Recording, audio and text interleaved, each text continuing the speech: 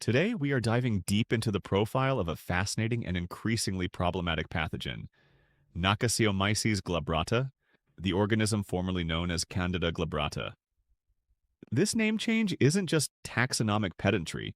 It reflects the fact that this yeast is evolutionarily closer to Saccharomyces than to Candida albicans, a distinction that explains its unique survival strategies and its notorious reputation in the ICU. Looking at this specific isolate, we see a susceptibility profile that is both a textbook example and a clinical relief. Let's start with the gold standard for this species, the echinocandins.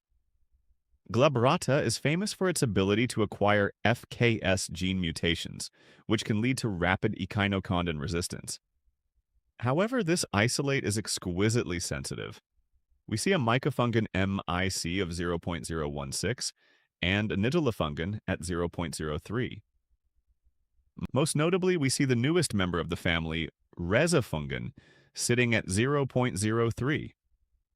Since resifungin has a unique long half-life allowing for once-weekly dosing, seeing susceptible here provides a powerful weapon for both inpatient treatment and outpatient transition. Now let's address the azole section, which is where clinical errors often happen. You'll notice fluconazole is marked as an MIC of 8, with the interpretation of SDD, or susceptible dose dependent. In the world of Knockasiomyces glabrata, there is no such thing as susceptible to fluconazole. This organism has a high baseline MIC and uses efflux pumps to rapidly adapt. An SDD reading means that if you choose to use fluconazole, you must maximize the pharmacodynamics, typically requiring 800 milligrams daily in a patient with normal renal function. However, given the low MICs for voriconazole and isavuconazole at 0.06, we see evidence of a relatively azole-naive isolate, but caution is still the word of the day. Azoles are often fungostatic against glabrata, whereas echinocandins are fungicidal. Finally, we look at amphotericin B. At 0.25, this isolate is well below the typical resistance threshold of 1.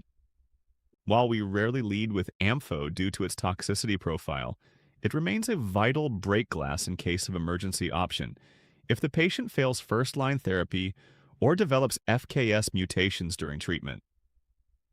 In summary, this is a highly favorable profile for a tough-to-treat organism. The move here is clear. Start with an echinocandin, leveraging those incredibly low MICs to rapidly reduce the fungal burden. If the patient stabilizes and you must transition to an oral azole, the SDD status of fluconazole tells you to go big on the dose or stick with the more potent, extended-spectrum triazoles. This isolate isn't just a lab report, it's a map for a successful clinical cure.